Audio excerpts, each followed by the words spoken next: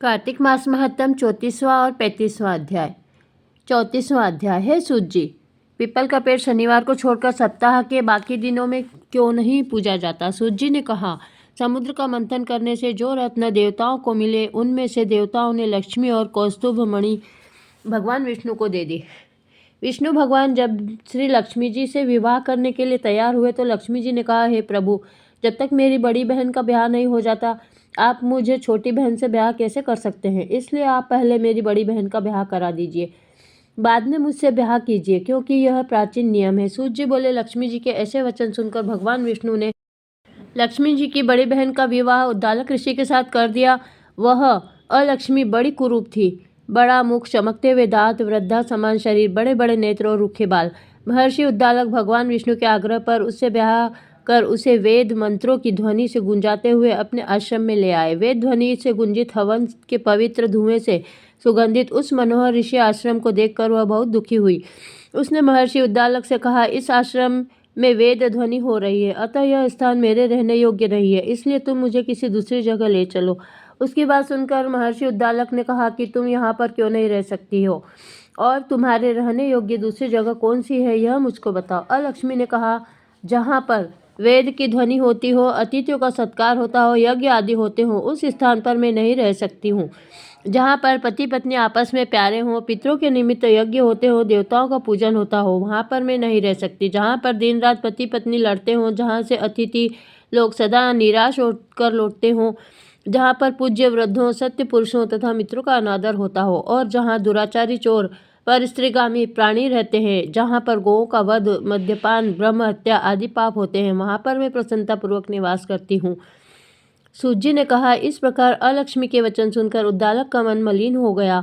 वह इस बात को सुनकर चुप रह गए। थोड़ी देर तक चुप रहने के बाद उन्होंने कहा कि अच्छा, तुम्हारे लिए ऐसा ही स्थान खोजूंगा, अतः मैं जब तक तुम्हारे लिए ऐसा स्थान ढूंढ कर लाऊं तब तक तुम इसी पीपल के नीचे चुपचाप बैठी रहो। सूत जी ने कहा। महर्षि उद्दालक उसे पीपल के नीचे बिठाकर उसके रहने योग्य जगह ढूंढने के लिए चल दिए, लेकिन जब वह बहुत समय तक प्रतीक्षा करने पर भी वापस नहीं लौटे तो अलक्ष्मी रोने लगी। उसका बुरी तरह से रोना लक्ष्मी जी ने बैकुंठ में भी सुना तो वह व्याकुल हो गई।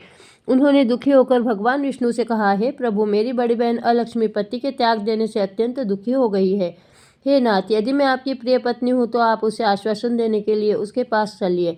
पत्नी की प्रार्थना सुनकर कृपा सिंधु भगवान लक्ष्मी जी को साथ लेकर उस पीपल के पास गए जहाँ वह बैठी रो रही थी। उसका आश्वासन देते हुए भगवान विष्णु ने कहा, हे अलक्ष्मी, इसी पीपल की जड़ में तुम सदा के लिए निवास करो, क्योंकि मेरे ही अंश से इसकी उत्पत्ति हुई है और इसमें मेरा निवास रहता है। प्रतिवर्ष गृहस्थ लोग तुम्हारा पूजन करेंगे और उन्हीं के घर में तुम्हारी छोटी बहन निवास करेगी। स्त्रियों को विविध प्रकार के उपहारों से तुम्हारी पूजा करनी चाहिए। मनुष्यों को चाहिए कि वह पुष्प, धूप, दीप, गंध आदि से तुम्हारी पूजा करे, तभी लक्ष्मी जी उन पर प्रसन्न होंगी। सूत जी ने कहा, भगवान श्री कृष्ण सत्यभामा तथा पृथु और नारद का संवाद तुमको सुना दिया है, जिसके सुनने से ही मनुष्य के सब पाप नष्ट हो जाते हैं और उसे बैकुंठ की प्राप्ति होती है। तुमको जो पूछना हो पूछ सकते हो, उसे मैं विस्तार से कहूँगा। सूत जी की बात सुनकर शौनकादि ऋषि महर्षि थोड़ी देर तक प्रसन्न चित्त से वहाँ बैठे रहे। बाद में वह श्री बद्रीनारायण जी के दर्शन को चल दिए। जो प्राणी इस कथा को सुनता और सुनाता है वह संसार के संपूर्ण सुखों को प्राप्त करता है। कार्तिक मास महत्तम का 34वां अध्याय समाप्त। कार्तिक मास महत्तम 35वां अध्याय। कार्तिक मास महत्तम के 35 अध्याय है। 35वें अध्याय में तुलसी विवाह की विधि लिखी हुई है, जिसे मैं आपको सुना रही हूँ।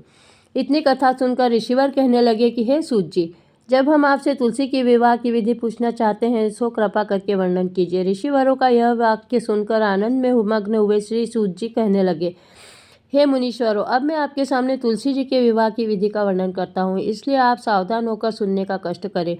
जब उत्तरायण रवि हो, गुरु शुक्र का उदय हो, विवाह के नक्षत्र हो और विशेषकर पूर्णिमा हो अथवा कार्तिक का महीना व भीष्म पंचक हो, तब तुलसी वन में वह अपने घर में सुंदर मंडप और उत्तम हवन कुंड के सहित मनोहर वेदी की रचना करता हुआ ऋत्विज ब्राह्मणों को जो विद्वान और राग द्वेष आदि से रहित हो निमंत्रित करे और ग्रह यज्ञ आरंभ करता हुआ मातृकाओं की पूजा करे।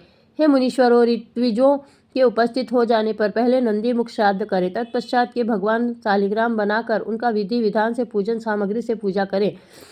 बांदी की तुलसी को उनके समर्पण करे। इस प्रकार विवाह विधि से तुलसी जी का पानी ग्रहण करने के बाद विधि पूर्वक होम करे। इसके बाद सपत्नी के यजमान, भाई, बंधु और सेवकों के साथ चारों ऋत्विजों के सहित विष्णु भगवान की प्रेम प्रदक्षिणा करता हुए शांति पाठ और मंगल गान के साथ साथ आदि बाजे भी बजवाने चाहिए। हे मुनीश्वरों, ऐसा हो जाने के बाद यजमान को गोदान और शैया दान करना चाहिए। ऋत्विजों को दक्षिणा देकर विप्र भोज और जाति भोज करना चाहिए। यह सुनकर सूत जी कहने लगे, हे मुनीश्वरों, इस प्रकार जो मनुष्य श्रद्धा भक्ति युक्त होकर सत्य, शांति और संतोष को धारण करता है, विष्णु भगवान को तुलसी दल समर्पण करता है, वह समस्त पापों से रहित होकर संसार के सुखों को प्राप्त करता हुआ अंत में विष्णु लोक को प्राप्त होता है। इसमें संशय नहीं है। हे मुनीश्वरों, जिस प्रकार से तुलसी जी के विवाह की विधि बताई गई है, उसी प्रकार आंवला, शमी और पीपल के विवाह की विधि भी समझना चाहिए।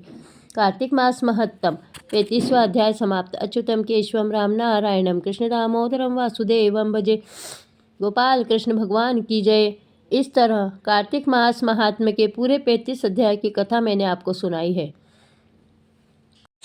प्रिय बहनों, इस तरह मैंने कार्तिक मास की 35 अध्याय की कथा आपके लिए सुनाई है। आपको कैसे लगे हमारी वीडियो? अगर पसंद आए हो तो चैनल को जल्दी से सब्सक्राइब कीजिए, वीडियो को अधिक से अधिक शेयर कीजिए। जय श्री कृष्णा।